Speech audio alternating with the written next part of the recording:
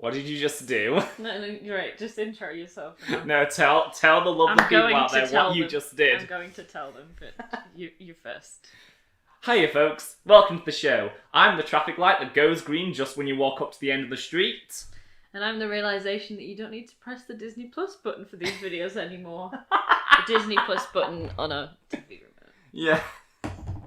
I was setting up the shot and everything, and like they were watching YouTube, and then I went, I'll just press the Disney Plus button. I went, okay, just Disney Plus button. And then I said, Jake was like, what are you doing? And I was like, oh no! There's no more episodes! Oh no! Now it's onto YouTube, isn't it? Oh yeah, until... We could wait until the first special goes on Disney Plus. It probably won't take too long. We could, but our housemate will be really annoyed. I mean, that's why we should do it. Is it though? Because like he's good. I want to discuss it with him. You know? Welcome to the season 2 wrap party. We did it! We finished season 2. It only took us just under a year. Wow.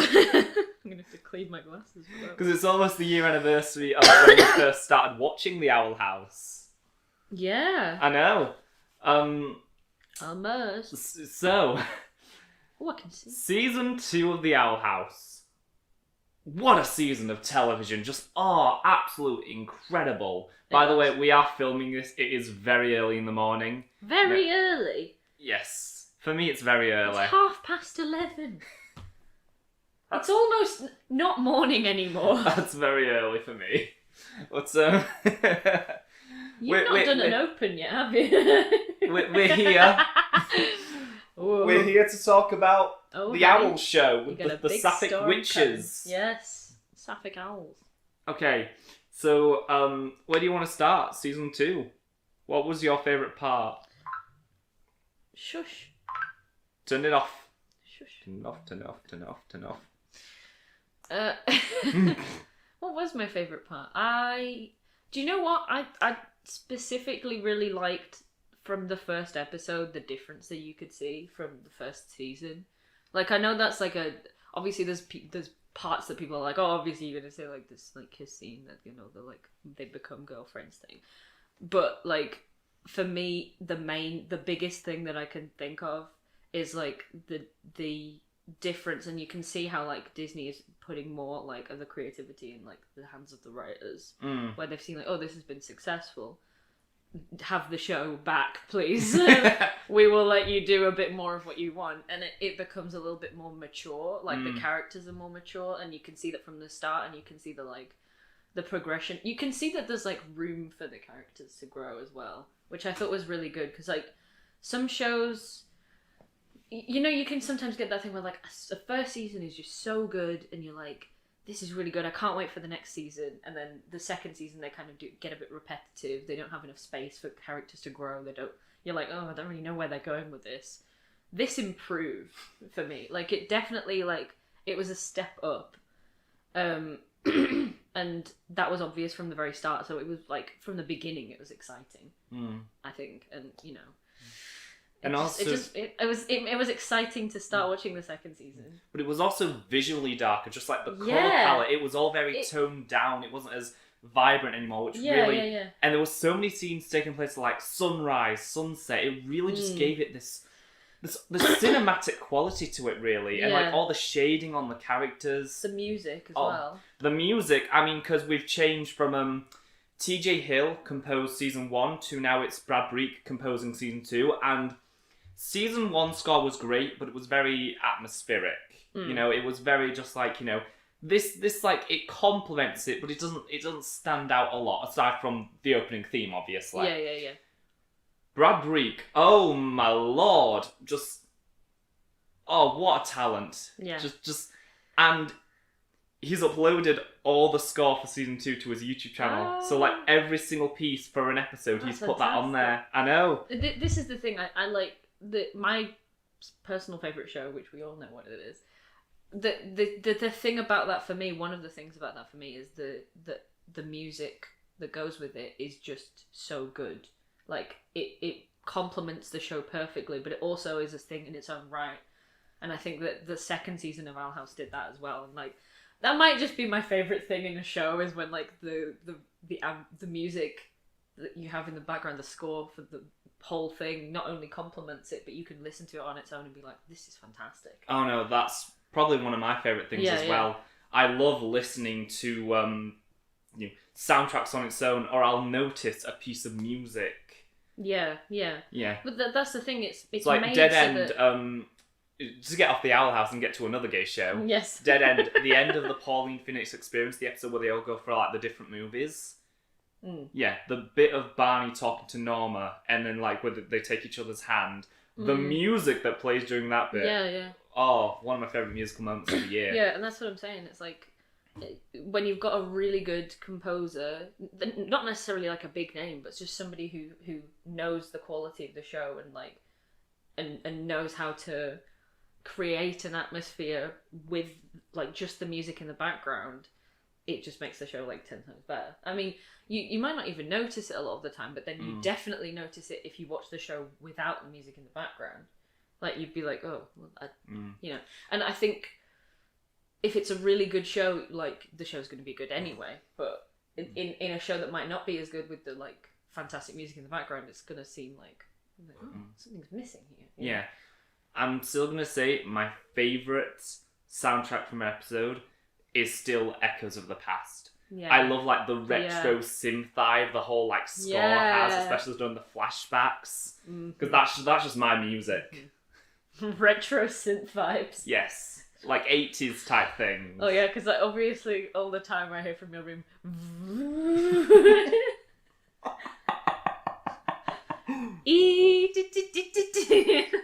That's my impression of retro synth vibes.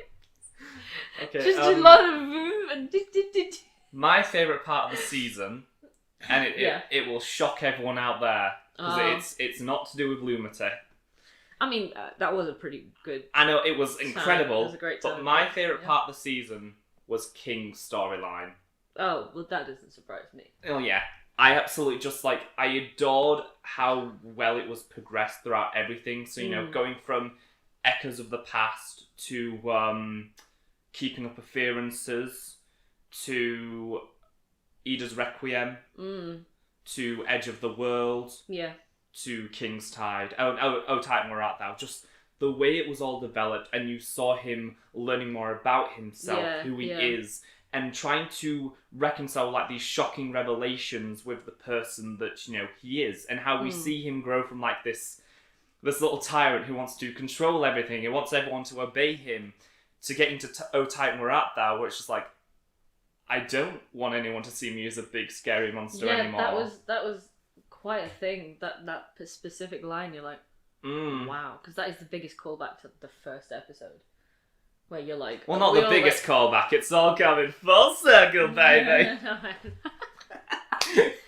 No, but that was the biggest callback for King anyway. Yeah. For, you know, going all the way back to the first episode, which was incredible. It was like, whoa. Well, I mean, do you remember how King was introduced in the first episode? Because it's like you hear like the stomping, this massive shadow, and then it reveals like the little guy. Yeah. And it's just like, you think, oh, that's funny. It's, you know, it's comedic juxtaposition. And now it's just like, oh no, that was foreshadowing. Ooh. What was this? The dance. I don't know. And I just want to just say one more time, I was right. You all owe me an apology. King was the son of the Boiling Isles. You all said the timelines didn't add up, but I didn't listen. How do you mean the timelines didn't add up? You don't know how long he was an egg. Yeah, that's what I was saying. You don't know how long I was an egg. Different kind of egg, though. Okay. I guess we should just move on and start talking about each of the characters, because we've just gone through King. Let's go to Luce. Okay, right. Well, we had a lot of... I don't know why it sounded like you were about to like drop some hot takes then. Just like, all right, let's talk about Luce. Let's talk about Luce. Right, Luce. Luce is overpowered. No, not like that. I genuinely, like, I think a lot of Luce's storyline, I mean, she's human, but I think hers is one of the stories that most resonates with a lot of people, you know. whether they know it or not. Like it's one of her story is one of those that you can have like the trope of the person who doesn't really have any friends and is quite nerdy, and I think they didn't go anywhere with that had been done in TV, but they went somewhere with it that is real life. Mm-hmm. You know, this person who thinks like I can do it all on my own, and you know, like I don't have very many friends, but she's not like, is it mercenary? Is that the word about it? She's not like, I don't need friends. She's kind of just like Loner. She's not very loner about it, but she's also she tries to be a martyr, and the entire entire show is just like, no, she do not tries to be do a martyr, that. and it's like the show is saying to all these other shows where the person with not many friends becomes like a martyr, and those shows are like, yeah, this person's a martyr, and they save the day. It's saying, it's like the Owl House is turning to all those other shows and being like, you realise that's not how it works in real life. You don't have to do anything alone. You don't have to do these things alone, and that's not a good lesson to teach the real people in the world. Yeah. I think hers is the most realistic storyline for people like in this world. Yeah. You know, in reality. Yeah. And it's something that kids who are like Luce can follow and actually like have some success in life in making friends, rather than just believing that they have to be like alone forever and they have to be a martyr because they don't have very many friends. One of the things I loved about Luce in season 2 is because even though we saw so many setbacks, we saw her make mistakes and we saw her struggle, it was so cathartic seeing her, you know, grow and just excel, because throughout season 1 we've gone through this whole thing like, oh, can she learn magic? Like, how does she learn magic? Oh, what are the glyphs? And we saw her because she was in a system, like we always talked about, like the neurodivergent aspect to it. She was in a system that was stacked against her, that was basically, you know, it was designed so a person like her could not succeed. And now seeing her excel and grow more powerful and, you know, get on the same level as everyone else who have like these natural abilities with magic. Yeah. I mean, it's also really good because it's not only that she's found friends, it's that she's grown within herself to have the ability to make friends. So even if she goes back to the human realm, she's now going to have the skills to be like, I can make a friend or two here.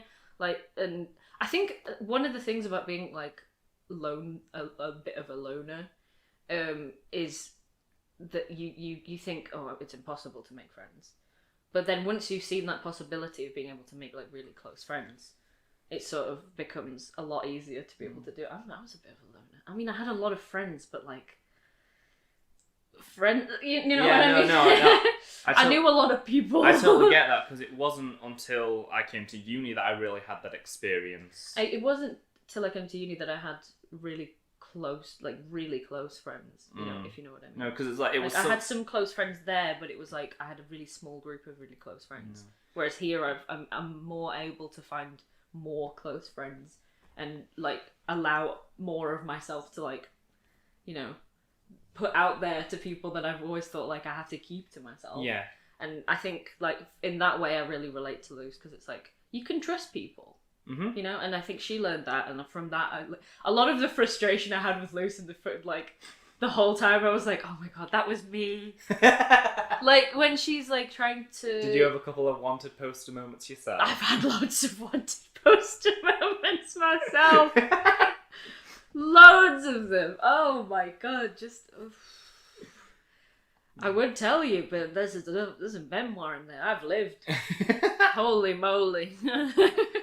This old soul needs some rest. This is an old soul. It is. Okay, the other thing about Luce is, even though this season was more mature, I feel it did a lot more to highlight her naivety and immaturity. So, like, you know, when she helps Philip, when she's making these mistakes, she's learning from them, but at the same time, it's because I feel the show was also exploring how she was a bit overconfident at points. Yeah. Well, that definitely was a thing. Like, she definitely had some confidence, and I think I again quite relate to that. But yeah, it's like overconfident in some areas and not so confident in other areas, and you're like, you need to balance them out a bit. Yeah. You know? I'm trying to think. Because Luce, we have a lot to say, obviously, because she's the main character. Well, we have to say a lot, really, about the main character. I mean, I'm waiting to move on to Ida. So right now. What was I saying? No, I mean, towards the end, you could see in the beginning she's like trying to be a martyr, and you know, and she ends up having some, I don't know whether they're rocky moments, but there's like some moments with her friends where they're like, why would you go off on your own? Like, why don't you let us help you? Kind of thing, because like, you don't have to do this alone. And then by the end, you can see that even though when she like sacrificed herself to like basically handed herself into Bellows, you can see that it wasn't like she had headed off expecting nobody to follow her. She wasn't like, I'm not saying she was expecting like, oh yeah, it's their job to come and help me. It was like she knew that they were going to come and help her. Like that was part of her plan, and that for me shows like the character development, because she's not trying to be a martyr. She's just sort of leading the battle, I guess. Like she knows that they're going to be there, and that shows that she's like definitely grown in the fact that she can rely on other people. And again, that was woo. Right. Therapy. Ida, oh. the Owl Lady, the formerly most powerful witch on the Boiling Isles, and still technically in terms of, you know, resourcefulness, and which is something that, another thing we see how much Luce has learned from Ida in season 2. Like her bargaining with Bellows and tricking him and like pulling the scans and everything. Yes, that was good. That was very good. But Ida, you know, the whole thing has really just been, it was really about breaking down her character. Just getting to the centre of her, what makes her tick, and really developing, you know, how she's grown into, you know, this mother figure to the point where she literally adopts King. Yeah. I know. Again, like, it's another one of those tropes of, like, they could have, like, in any other show, they could have easily been like, oh, this is the brooding a witch who lives alone, she's the most powerful, and she doesn't want anybody, she doesn't need anybody, and, like, she's all grumpy and dark, and this kid is trying to get through to her, you know, but it wasn't that, was it? At the start, it was a bit like, what are you doing here? And then kind of it developed into, well, I guess I gotta look after you then. You know, and then that's how we've seen Ida's character develop, which again, I really like. That's another really realistic, like, character development, I think. Yeah. And also seeing how she dealt with the curse this season. Yeah. Because now in a case of, it's not only, like, you know, limiting her magic, it's fully stopped it. Yeah. And having to live with that and understand what that means for her and her life from now on. And especially in Knock Knock Knocking on Hootie's Door, where we see her accept the curse as part of her. Because we talk about it, you know, it's like mental health, it's like chronic illness. It's something that isn't going away. It's something you have to, you know, learn how to deal with and live with. And this show is so deep. I know. It's so good. And also the whole thing about Gwendolyn trying to cure it. And then, because throughout the whole thing, people are just like, you know, oh, but we can cure it, you know, but what if it stops? And Ida's just like, it's not going anywhere. It's part of me, and I've got to accept that. Yeah. And I think when you have something like that going on in your life, and you've got past the point where you're like, I just have to live with it, you know? And other people around you being like, you're going to be cured, you're like, you start to feel like, oh, can you not just accept it like I have, you know? Like, I'm the one who's dealing with it, and I've accepted it, so you've just got to be with me on that, you know? Yeah. And I really liked that about Ida's character arc in this season. I love Ida. I think she might be one of my favourite characters. And obviously, then, my heart especially when she turns into Harpy Ida. Harpy woman!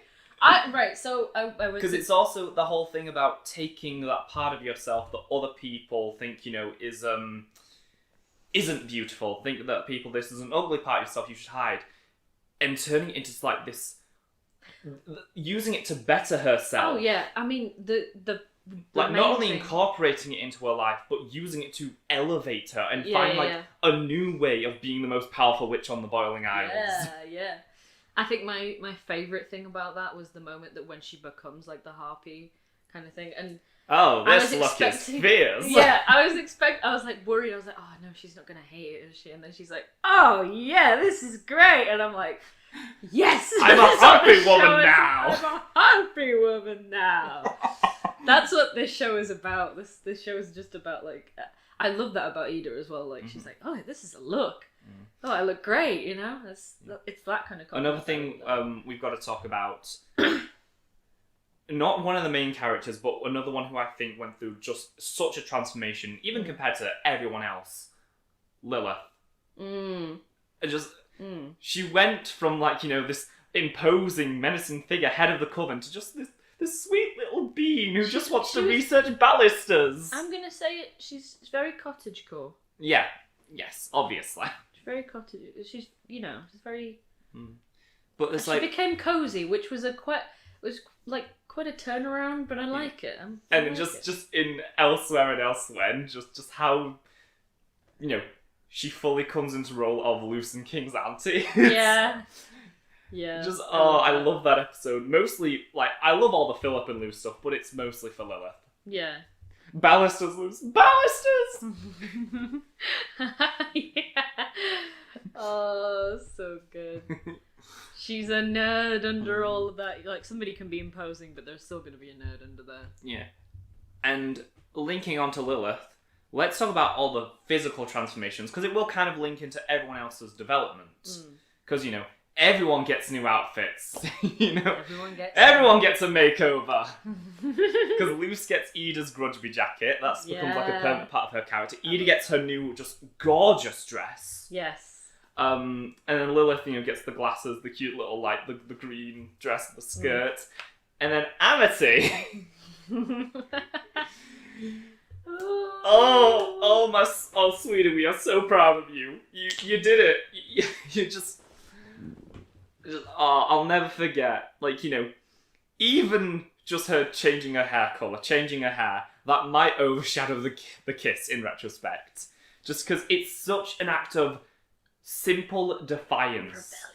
Rebellion against Odalia's, I want all my children to be colour coordinated. Yeah. I also because my family isn't my family. My family is a product that I have to sell.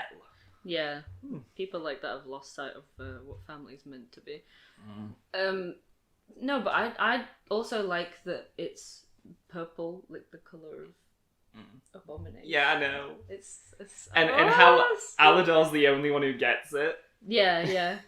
And it's one of those things again. It's like another one of those tropes where it's like that's her thing, and like in a lot of like chosen one tropes, they're like, I don't want this to be my thing. Oh yeah, but she fully embraces it. She loves it. It's part of her, and obviously like it's a thing that her parents wanted to do, but she's doing it because she wants to, and it's like that's her path, you know, and she's good at it as well, and like fully embraces it. And that's the thing I really like as well. That's like the hair colour is like,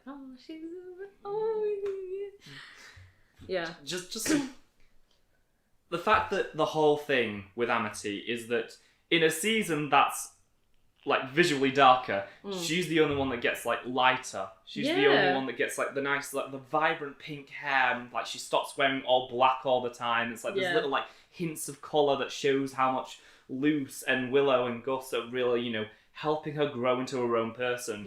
Like when we get to Escaping Expulsion, and she tells Odalia that, you know, they're my friends, they help me realise the kind of person I want to be. Yeah. I love that. That's what good friends are for. I love her so much. What sort of person you want to be. And then obviously the Lumity stuff happens, and like that's like, I didn't know how they could get Amity any more adorable, but then you've got her trying to learn Spanish. I know. That was adorable to me. To me, like there was the kiss and everything, and like that was the sweetest. It's sweet potato. It's one of those things where it's like you're like, how do I explain it? I don't know how to explain it. It's learning something that is a part of your like significant others, like part of their like who they are, and learning it so that you can connect with them on that, and that is one of the sweetest things that is my favourite thing Because ever. the one thing, and these guys know, like, how much I talk about it, the most important thing in a relationship to me is bringing out the best in each other, making each other better people, and we really saw definitely. how both of them, like in blooming hell, what's it called? Like in Reaching Out, the whole thing about the whole season, like the second half of the season, seeing how much like attentive Amity was and understanding. All right, Lucy's going through something. She doesn't want to talk about it. Like, you know, when she found the phone and she realised, you know, oh, something happened with her mum. Yeah. And then in Reaching Out, you know, how she got Luce to open up about her dad. Yeah. Yeah. And that was such a sweet moment. It And was at the so very end, just like, you know, as well. I don't know what kind of traditions you have in the human realm, but we'll do something here. That is really sweet as well. It's like, I don't know enough about your world, but I want to help you in any way that I can, so we'll do something. Oh God, it's so good. Okay, what you just said as well really gets me, because like a lot of people will be like, oh, relationships are about sacrifice, and I don't think that's true. I think definitely relationships are about bringing out the best in each other, and that's the main thing. People are like, oh, it's all about compromise, and it's like, no, because you're still thinking about yourself there. Like, it's not supposed to be about like, oh, I don't really want to do this thing, but I'll do it because of you. It's, I want to do this thing to bring out the best in you. That makes sense to me. That makes more sense to me, to be honest. Ugh, I love this show. It's romantic tropes that are not tropes. And you're gonna love the next thing we're gonna talk about, because it's Gus time. I think Willow and Gus didn't get as much here in season 1, just because there was so much plot stuff going on. But whenever they did get the focus, it was good.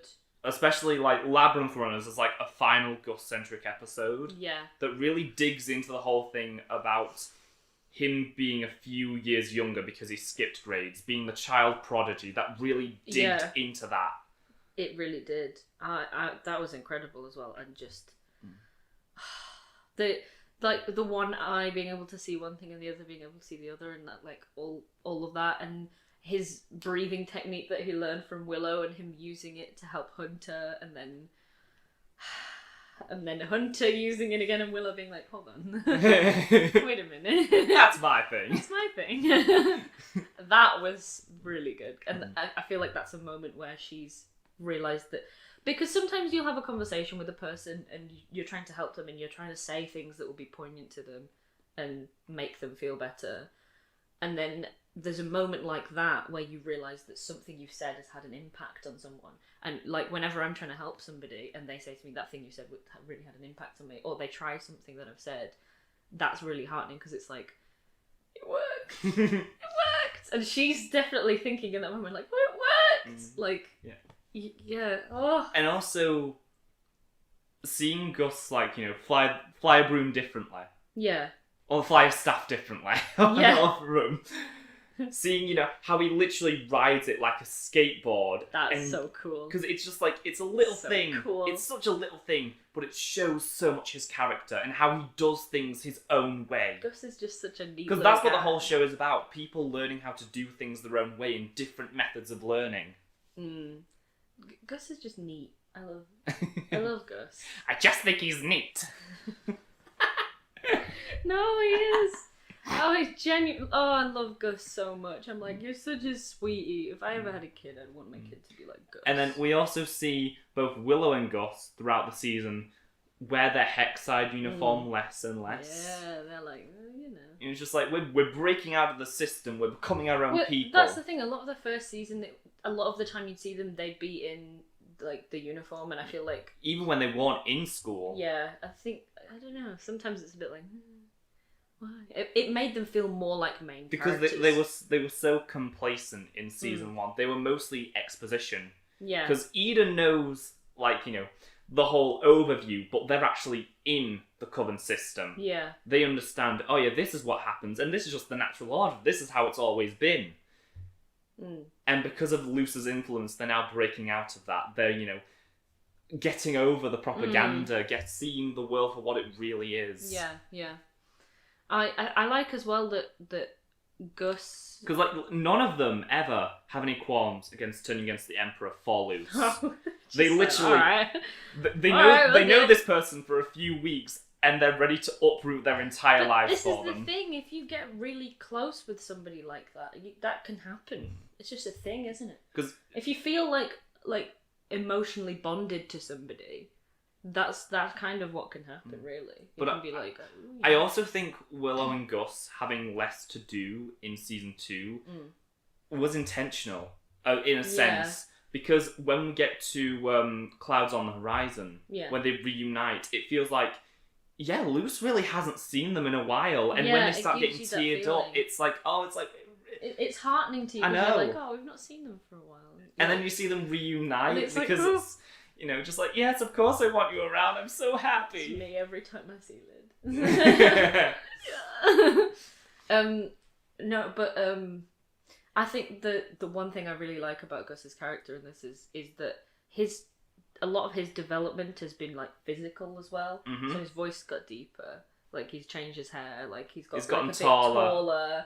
And there's obviously which puberty. This is this is how they are teenagers at the end of the day, and they've not ignored in the show that obviously teenagers go through the physical changes as well, and Gus has the deeper voice, and it's you're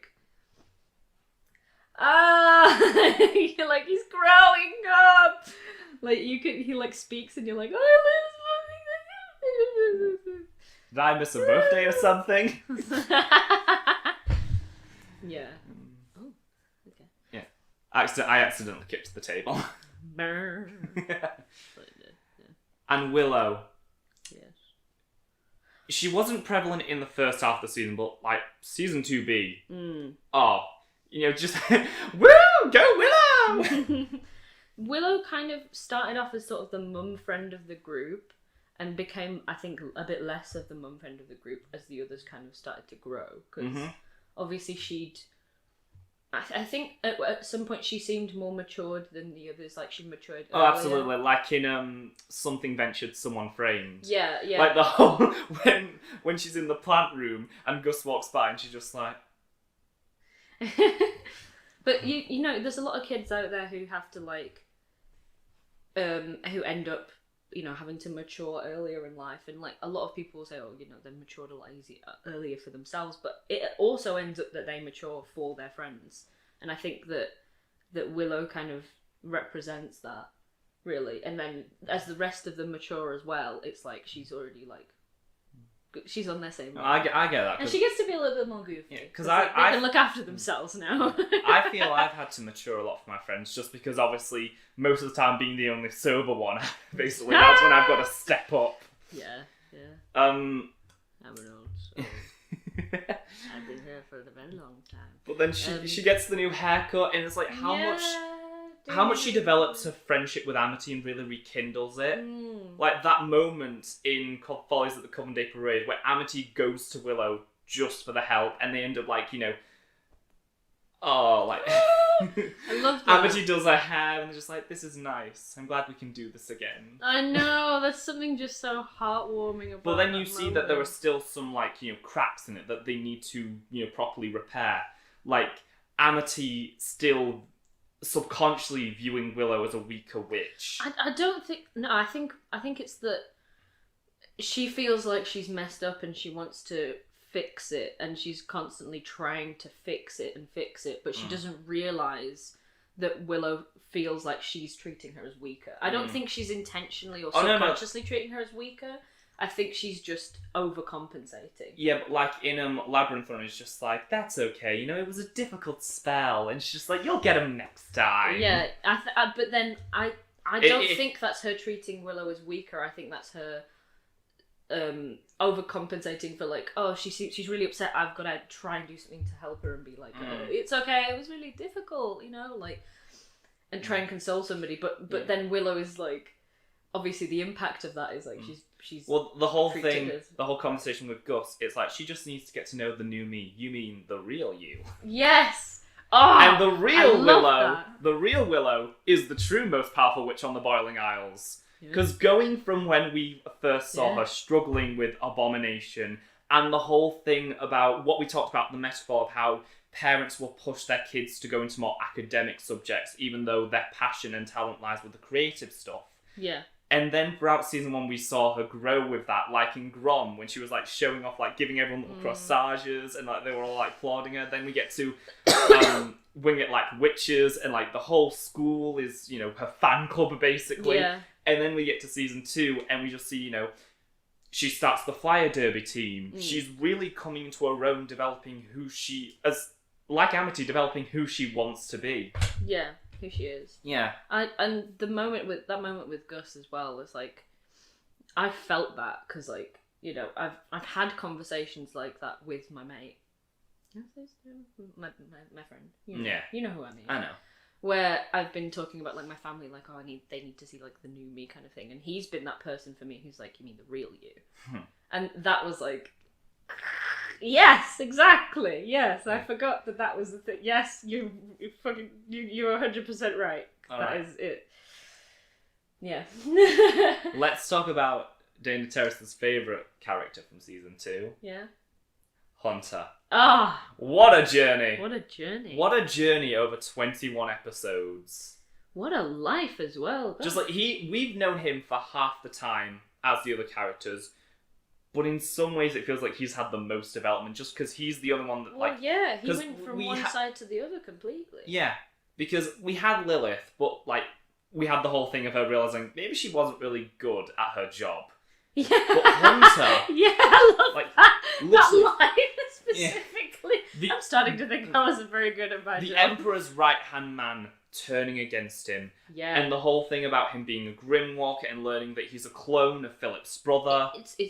I mean, it's not even... I don't think it's necessarily even about character growth. It's just he's had a lot to deal with. Yeah. He's just had a lot. It's just been He's had a lot to deal with, a lot of relationships to form. Well, yeah. But we've kind of seen just like the slow progression of him breaking out of that mindset and getting more and more desperate. With every failure, he's pushed further away from the Emperor, which is... It's sad to see, because at the same time, every single failure, it makes him more desperate. It makes him, because he feels like, I'm going to get replaced, I'm going to...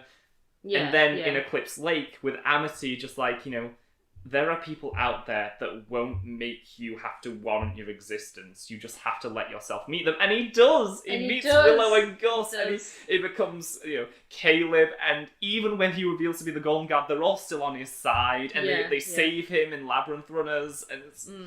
Seeing him form those relationships outside the castle, which is what Darius wanted for him. Yeah. I think... So for Hunter, we saw Luce become a more confident person. We saw Amity become, I guess, a better person. I think we saw Hunter become a lot more insecure. No. I think we saw Hunter become a person. Oh! Instead of a clone of someone... Oh! We saw Hunter... well, not necessarily That's Big Brian thinking right there.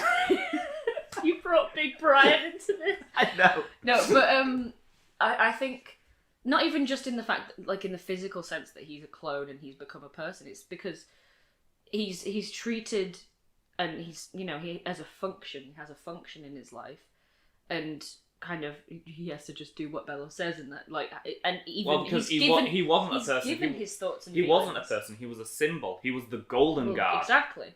And he's given his thoughts and feelings by Bellos and being like, oh, I'm your family, this kind of thing. And it's, he's presented with all of this.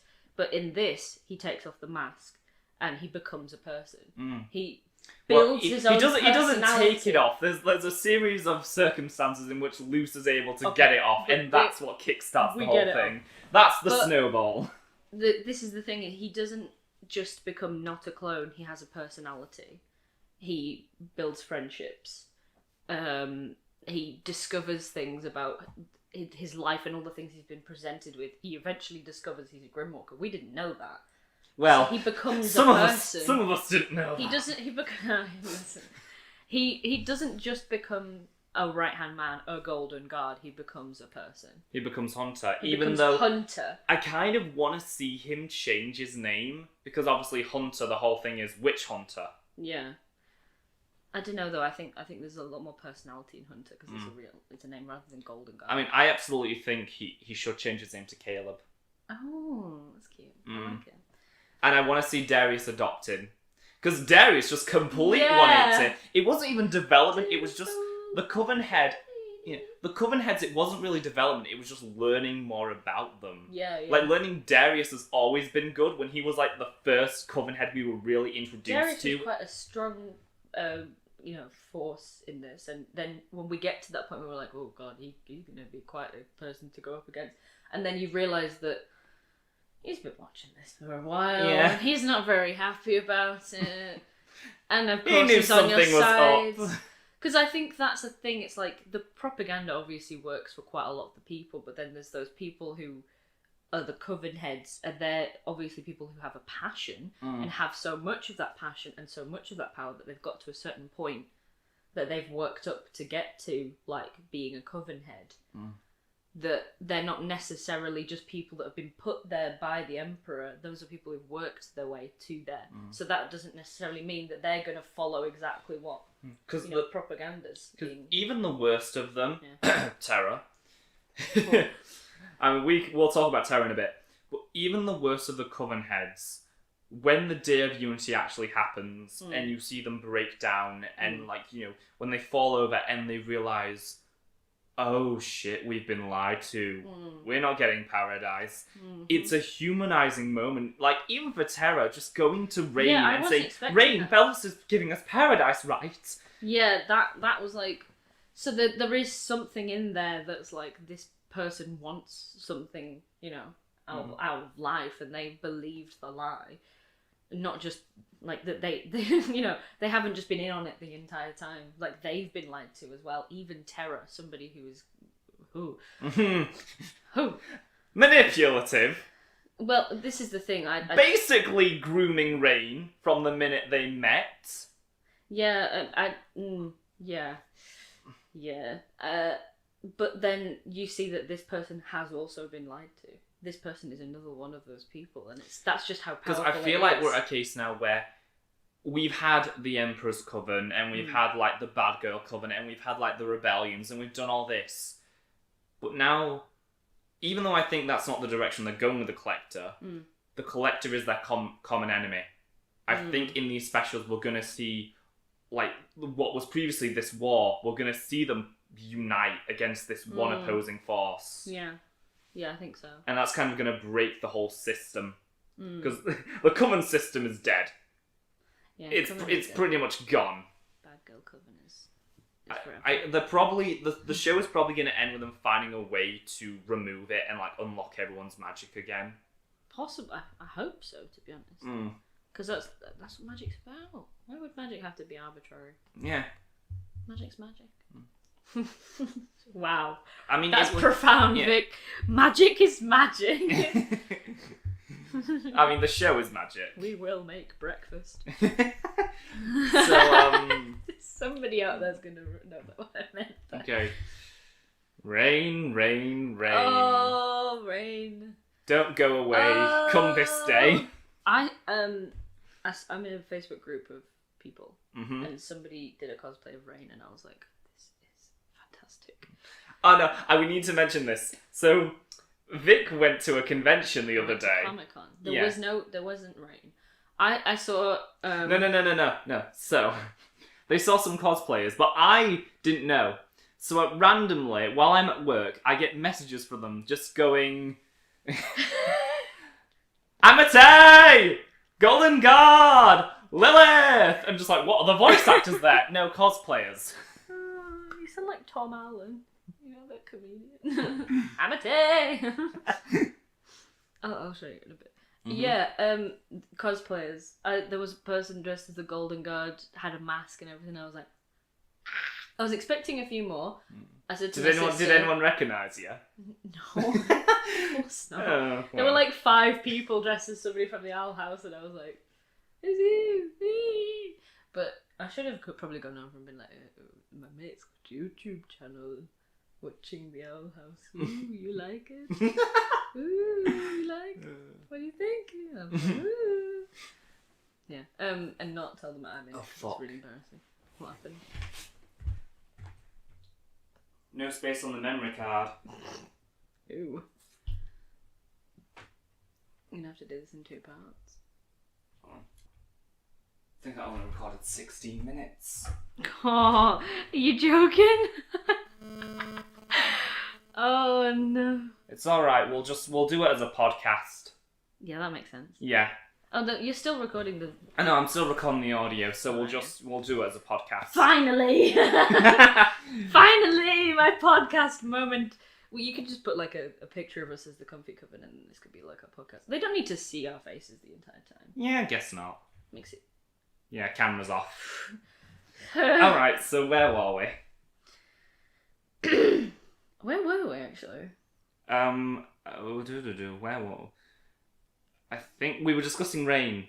Oh, yeah. You were talking about the Comic-Con. cosplayers, Yeah, and then, cosplayers. alright, so should we get back to Rain? Let's get back to rain. All It is right. raining outside, after all. I know. Absolutely. Why am I looking at the camera? There's no point, it's off. Yeah. Oh, God, I adore Rain. I adore Rain so much. Me when it's been Even dry outside for of them days. being the first, like, non-binary character. Oh, and, that like, was beautiful you for just- me as well.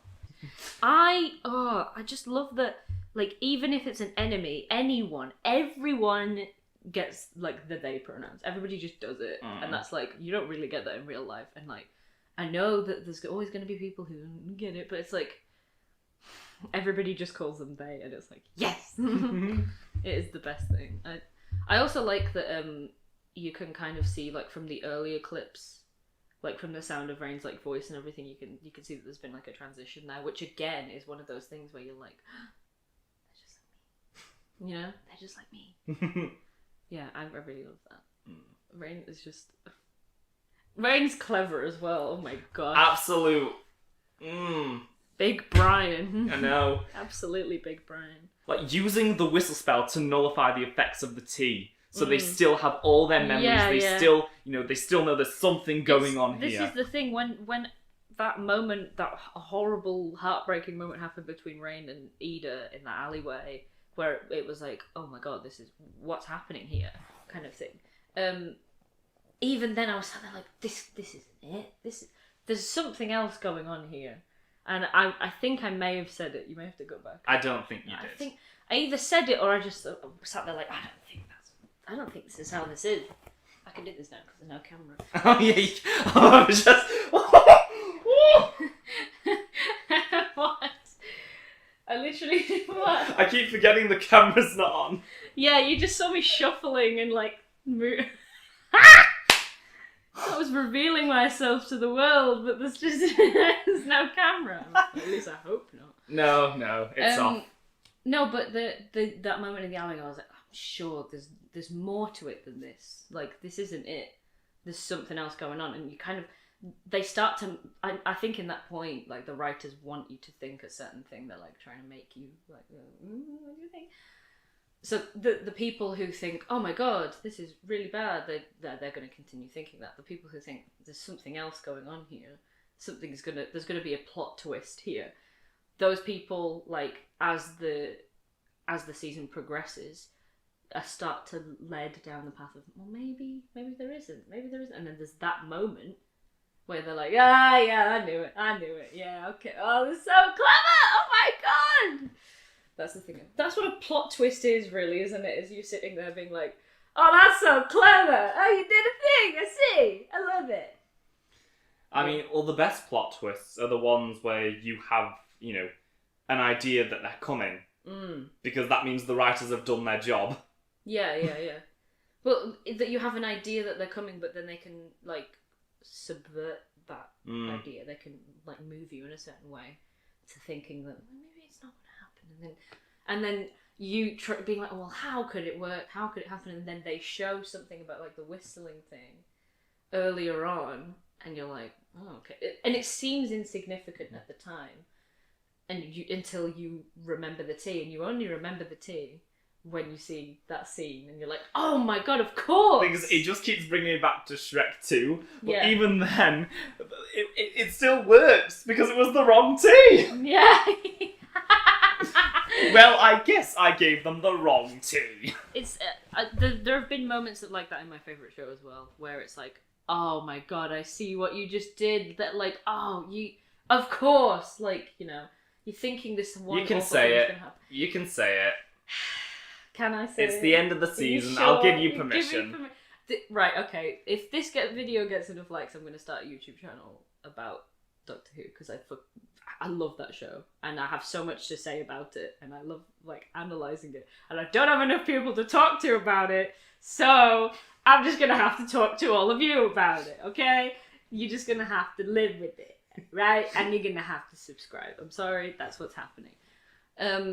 But the specifically, it kind of reminded me of the whole like the 11th Doctor's kind of death, you know, being killed by the astronaut in the lake. And not to spoil it for anyone, it did happen nearly 10 years ago, so sorry. Did it? Might have been longer, but nearly 10 years ago, we'll just say that.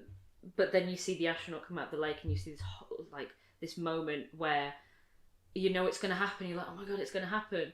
And then you see, we go back to the scene where he comes in and says to this massive, right, it's a human-shaped ship run by tiny people. If that makes any sense. No. So it's like, it looks like a person, but it can, like, it's the size of a person. It can clone into looking like any other person. But it's actually a ship manned by a crew of miniaturized humans. Right? Mm-hmm. And so in that scene, he goes back to them and they're like, are you sure there's nothing we can do for you? And he asks them, like, can you help me? And then you see at the end, he says, look into my eye. And when you look into his eye, you can see the tiny Doctor in this massive human-sized ship. And this isn't making any sense to anybody. But somebody out there is going to know what I mean. It's the look into my eye scene where you can see that, like, he's not actually going to die if he gets shot by this astronaut. It's just the ship burning up. Mm. If that makes any sense to you at all. It will, because I will show you that scene. No, you won't. I will show you that scene. Anyway, back to the Owl House. Anyway, but that's what I'm talking about. It's that kind of thing of like, they introduced a thing before and you kind of think it's insignificant, like, oh, this is just another thing that's another adventure, another callback, and that happened with the whistle. And then you see it in the actual plot twist itself, and I love a plot twist like that because it's like, you're not expecting that thing to be important in that moment, and suddenly you get there, and you're like, oh my god, of course that's the thing. That's so clever, I can't believe you just did that to us. Like, that's what I mean. That was a long-winded way of saying it, and you could probably cut that out, to be honest. I'm probably not going to cut any of this out. Oh it's my just god. It's just, okay. It's a podcast now, we're leaving it all. It's all going in. Every stutter, every stumble. All of it. Yeah. Oof. Anyway, so, another thing I loved about Rain and Ida, how it showed the other side to, like, the Lumity stuff. Because there we've got, you know, young love, puppy love, then it's rekindling an old flame. Yeah. And seeing throughout Ida's Requiem how they slowly come back together and almost start acting like kids. Just like the blushing, the teasing. Yeah. I love that. I don't think between them it was a flame that ever went out. I think it was just one that, like, because of time and circumstance, had to be, you know, put away a little bit and, like, sort of buried. But the flame was always there anyway. Yeah. And that's why when we see them, like, see each other again, it's all like, hee hee. Because, like, oh, you. The very thing is just like, is that any way to talk to an old friend? Rain whispers, Ida, you're embarrassing me in front of my crew. I love it. Oh, the show and the relationships in it are so good. Because it's like we always talk about how this show, better than any other, treats the characters like people. They feel real because they don't fall to the tropes. They don't do the stupid thing. They do the smart thing. They do the logical thing. They don't do the thing that's when they going do to... the stupid thing, it's a fallible human thing that they do. And I really love how... It's like, there's never any, like, misunderstandings or miscommunication. Yeah. And if there is, it's like something a character brings onto themselves. So, like, in Ida's Requiem, when Ida hears King talk, like, and Luce talking, just like, have you told Ida about your decision? And she thinks, like, they're leaving. But she Yeah. brings that on herself for not like staying and listening to more. Yeah, yeah. But I that's the thing I love about the show. Like, I always got really confused by TV shows when I was younger, where something would happen and somebody would be to blame for it, even though it wasn't their fault, and they would just take the blame. I never understood that, because that's not how it works in real life. Mm-hmm. And a lot of things in a lot of TV shows that are really frustrating is mostly when somebody's written something that's not how it works in real life. Mm-hmm. Right? And it's like they don't even understand how a person would interact in that way. But, like, and they fall into tropes. This show doesn't do that. Mm-hmm. This show, oddly enough, for a show about a demon realm, makes the most human characters that you've ever seen. No, but because I talked about it, and even though it didn't happen, the fact that, you know, it felt like something they would do. The whole thing, if Bellows had revealed to them that Luce helped him as Philip. Yeah. Luce is the reason any of this is happening. Basically, in a way to try and get them to turn against her, like, you know, split them up, split the factions off. They wouldn't do it, because they know it's Luce. They know she would only do that if she was tricked. They wouldn't think she was intentionally helping them. Yeah, exactly, and that's why the show didn't even go there. Yeah, but even if it does come up in the specials, Yeah. it's like, I'm confident it's not going to lead to them like falling out and a weird end of Act 2 breakup type thing. Do you know what? I think a lot of the anxiety that we have with this show, I personally, you know, a lot of the time we're talking about, I was really hoping they wouldn't do this one thing. They never do. They never do, because, like, we've had years and years of not bad writing, but writing that's not realistic to how humans actually are, that we're expecting it to come back at any point. But the writing is good in this show, so where they're like, oh god, no, it's gonna happen again, and then it doesn't, and we're all like, oh, thank goodness, this show is good, okay? This show is good. That's my... It's very good. Is that your hot take? The Owl House is good. You heard it here first. You heard me clap when I said it as well. Okay, okay. Should we talk about Bellows? Shall we? I guess we should. He's like the last character we have to really address. Yeah, yeah. Well, aside from the Collector, but we'll do we have to talk about the Collector, because he was only in like 5 minutes of an episode? I think we should leave talking about the Collector. I feel like we should at least talk about what we're expecting from season 3. Like, I think our feelings going into it. I think we should leave them hanging on that one and talk about that when we start watching season 3. I guess we could. I think we should leave them hanging. I think we should let them roll around with their conspiracy theories. I'm talking to you, lovely viewers here. I think you should just wait for what we have to say about this. We're gonna leave you on a cliffhanger for once, okay? We're gonna know, and you're not gonna know. All right, for once. That's what we call a callback. It is what we call a callback. Hey guys, I'm Jerry. That's my alarm for 12:30. Okay. All right. We'll probably like 5 more minutes, and we'll have it wrapped up. Yeah, all right. perfect. So Bellows, Philip, Witch Hunter Bane. Right. Yeah. We were all thinking that there's probably more to this. There wasn't. No. And the scary thing about it is that's the most realistic thing the show has done. All right? You don't have to reason prejudice. You don't have to explain the backstory behind it, because that's most of the time that's not how it works. Yeah. It's like he's from the society that believed this, and now he's taken those beliefs to the extreme. In a different place. And Yeah. I love the show for that again.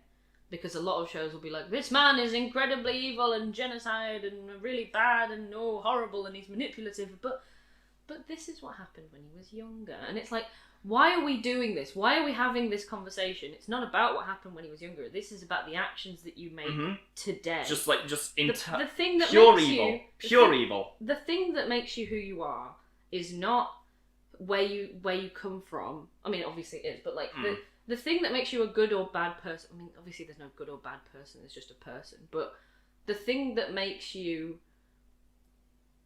I don't know, like how do I say this? We'll use the case of good or bad person. Is not where you come from. It's not how you grew up, it is the actions that you take in your life, right?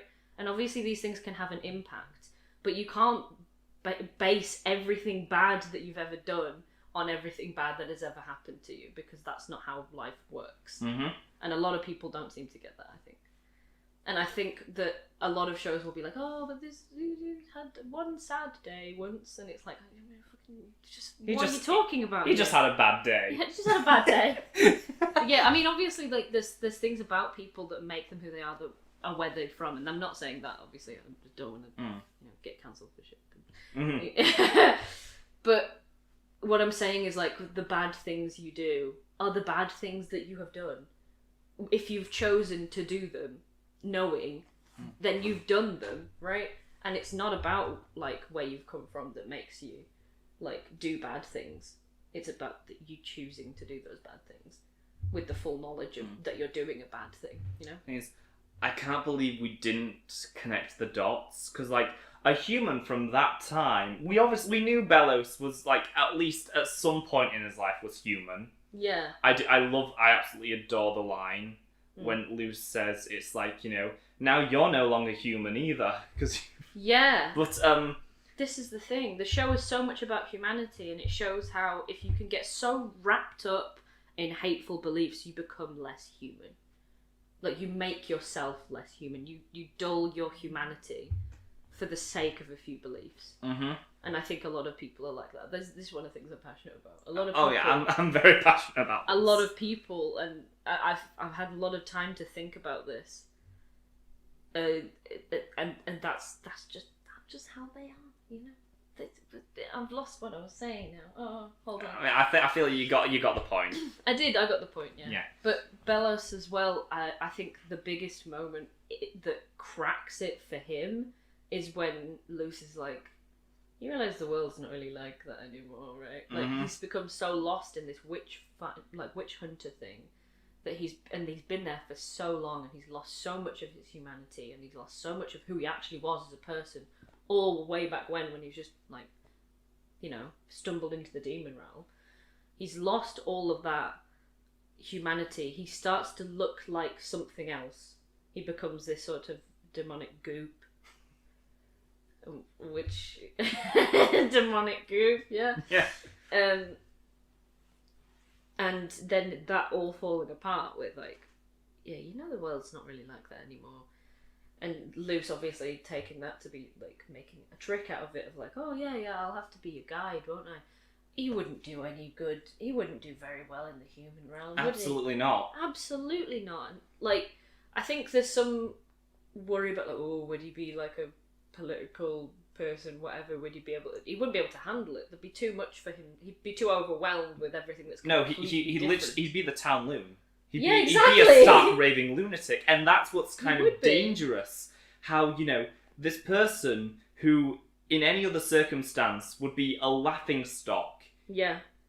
was able to find a place where their beliefs were, you know, That treated with actual, like, reverence, Why and does people actually believed them. That sounds like our last I know, premise. doesn't it? Wait, no. It sounds like a lot of political figures these days, doesn't it? It doesn't sound like our last premise. It sounds like the one before. Sorry. You know, the big one. It sounds like a lot of, like, recent It political does, but- figures. But I think the one that it specifically sounds a lot like is that one. Because that's the one that's obviously had the most power recently. The thing is, just talking about it, this is the great thing about discussing the show, because you realise these things you don't realise. Like what I just said, because I've never thought about it before, but yeah, Bellows is Boris Johnson. yeah, but just, no, Bellows, in the human world, Bellows would be the town lunatic. No one would take him seriously. He'd be like the guy from the Gravesfield Archive, the museum. He'd be like that guy. Yeah.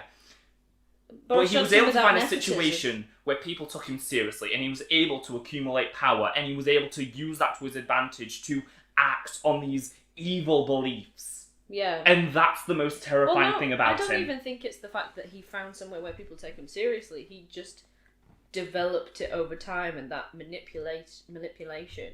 And as he lost a bit more humanity, he gained that manipulative skill. So, because he developed that over time, obviously he's losing his humanity, and he's gaining this ability to manipulate people.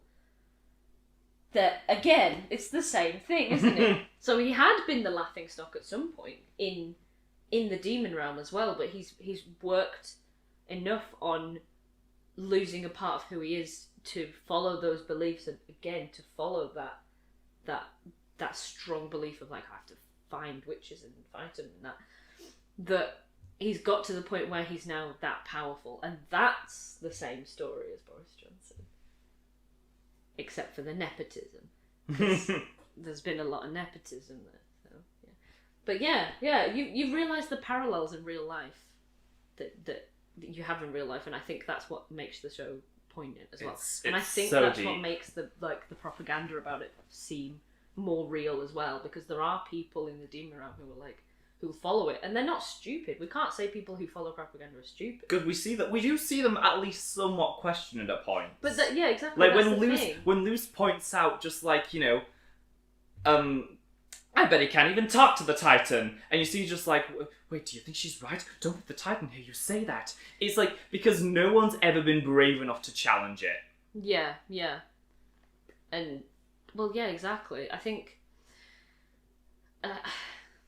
as well, the show also talks about like how, you know, people aren't stupid if they follow propaganda. There's all things that we believe because we've always known them to be true for our whole life. That doesn't make you dumb. That just makes you a person.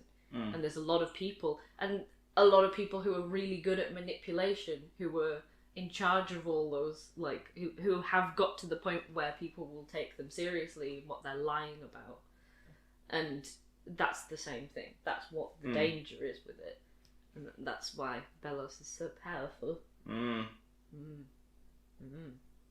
We've cracked it. We have. We've cracked it. Alright, Hootie, that's the last character we have to really go Yes. over. Hootie is Hootie. Hootie, yep. Great. End of discussion. Alright, favourite and least favourite episode of season 2. I can't say least favourite. Favourite. I'm trying to think. I don't know them by name. Well, what happens in it? I'll tell you the name. Favourite part. Is it in... Hold on.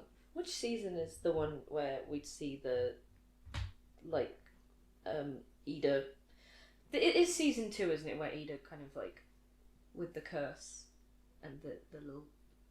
the red thread and everything like that. That's season 2. Oh yeah, that's knocking on Hootie's door. That's my favourite one. Oh, That's now my I favourite. can't say that. Okay. Yeah. All right. That specifically for that scene, and that animation and the conceptual nature of it was just so beautiful, and it was like, this is what this is about. This is art. This isn't just a kids' TV show. This is art. Okay, that's what this is. The writing is art. The music is art. The animation is art, and then you put it all together. And the characters are art, and like you're like, yes, this is what it should be about.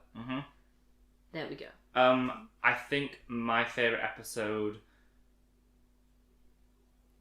it's a tie between O Titan, Where Art Thou? And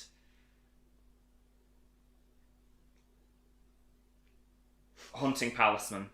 Yeah, that's a good one. Yeah. Oh, and Eda's Requiem. Oh, just all of them. They're all so good. Eda's Requiem. Can we not do least favourite? Because I love this show. I don't want to do least favourite unless you have one. I mean, I'd have to think about it. I just exactly. kind of said it because that's what people say. I don't know. I guess if I had to choose. And it's your channel, so you don't have to. But if I did have to, if somebody was putting a gun to your head and be like, least favourite Outhouse episode of season 2, you'd be like, why are you asking me that? You have a gun. Okay. Even though it is still a beautiful episode, absolute just incredible, I think my least favourite is probably Keeping Up Appearances. Right. Right, I see. I adore that episode so much, but just putting them against the others, I feel like it goes for a lot more comedy. There's still some serious moments, and it the goes ending, in a different direction. the ending especially is beautiful. Yeah. But I feel like, as funny as it is, the Edel Looney Tunes stuff with them trying to cure the curse, even though it's part of the message, Yeah. I feel like compared to, a lot of the other episodes which were able to be poignant all the way through, Yeah. with that one it's just like a few specific moments. It's the closest to season 1 for me. Right. Okay. Yeah. So it's not necessarily a least favourite. No, it's not least favourite, it's just like, furthest away from season 2. Yeah, Really? and because I love season 2, I love the tone, I love its like pacing, the way it goes about writing its characters, and this one just feels a bit. We've kind of taken a bit of a step back, but it's like okay. No, I quite liked it for that, to be honest. But I see what you mean. It's like it's more, it fits more with season 1, but then obviously it's the storyline that you needed to have that episode. A lot of it's revealed in season 2, so it had to be there. Really. Yeah, But it had to be there, obviously. I like that it's very obvious, and it's what we're alluding to in this episode. It's very like I think you know. Okay, animation, just the animation of season 2. Those moments in every single Beautiful. episode where everything just gets like the camera rotation in Ida's Requiem when they're actually playing the song, Losing Amateur's reactions to the kiss. The leaning into that Studio Ghibli inspiration Absolutely. a lot more, which we all know Studio Ghibli is one of the most fantastic animation And the studios. same goes with all There's ever been. the body horror with bellows, Yeah, and like all of that kind and of like thing. the very types of creatures like Kikimora and that like the dragon thing, like the hands. Yeah, I know. It's It's just the design team knocked it out of the park with season 2. They really did. They worked I hard. feel like that's everything we have to say about season 2. It is. Just what's gonna what happen. a phenomenal season of television. Yeah. And we never did get a beach day, but maybe if we had time for 20 more adventures, but we don't. I love that. I absolutely love that line as well, because it was like, yeah. Well, I mean, it's like, because a lot of the things that we could talk about are things we've said in every single reaction. Yeah. The whole thing about how season 2 builds on itself, and how, every single episode has multiple of the ongoing storylines developed. Yeah. Because, like, we're developing the Day of Unity storyline, we've also got the Ida and Rain storyline, but there's also King's parentage and all this stuff, and losing Amity, and it's like, it's all there. Nothing is ever forgotten about. We never go, like, more than 2 episodes without something being mentioned. Yeah. Because if this was any other show, when Hunter disappears, Yeah. we probably wouldn't hear from him for another 5 episodes. Yeah, or he'd just magically be back there again. Yeah. Yeah. But because of this show, we have the 1 episode, Edge of the World, and then Labyrinth Runners. We're right back into it. Yeah, exactly. Yeah. And Well- season 3, we're gonna probably like dig in a lot more into all these because we've got to conclude them. The main thing gotta tie up the strings. thing I'm hoping for, because it's the one thing. What are you doing? No, shut up. I'm just gonna leave this off with like one thing I'm gonna say about season 3. Okay. All right. Alright. The main thing I'm hoping for, simply because it's not one of the like main character focused storylines. Yeah. Something that I think they have to conclude, just because they've brought the question up multiple times. All right. Bat Queen's owner and the mystery behind Bat Queen. Yeah. Because we haven't seen her in a while, and that's like the one storyline the show consistently drops. Yeah. Yeah, I see what you mean. I feel like That has to be I feel like she has to be the Palisman of the Titan. Well, I mean, I guess that kind of makes sense, but I also think like it could be something completely different. I guess. But yeah, I see what you mean. Yeah, they do need to. Yeah. Anyway, so Anyway, that was the Owl House season 2. that was the Owl House. Yeah. Oh my. Wow. Wow. I mean, that wasn't the Owl House. There's still three specials. We're not done quite yet. We're not done yet. Yeah. Sorry about the podcast format. My camera ran out of memory, so you're gonna have to deal with this. All right. Well, Oh, how do you do an outro with no video? I have no idea. Just gotta do it. If you happen to be new around here, even though there's no here to be around, be sure to subscribe and comment down below as it helps me out a whole lot. Also, liking the video wouldn't hurt either. It's very strange. It is. And as always, a huge massive thank you to the wonderful, beautiful souls, the Wacky Deli, Jason S, ELS Art, Torai Matson, Resplendent Nova, Red Mustached Alien, Oliver's Views and Shows, Zombie Rex, and Jesse James for supporting it over on Patreon. Nice one. If you want to support the future of this channel and me as a creator, you can do so by heading over and becoming a member of my Patreon, which will be linked in the description and comments down below. I love that you're looking at the microphone now.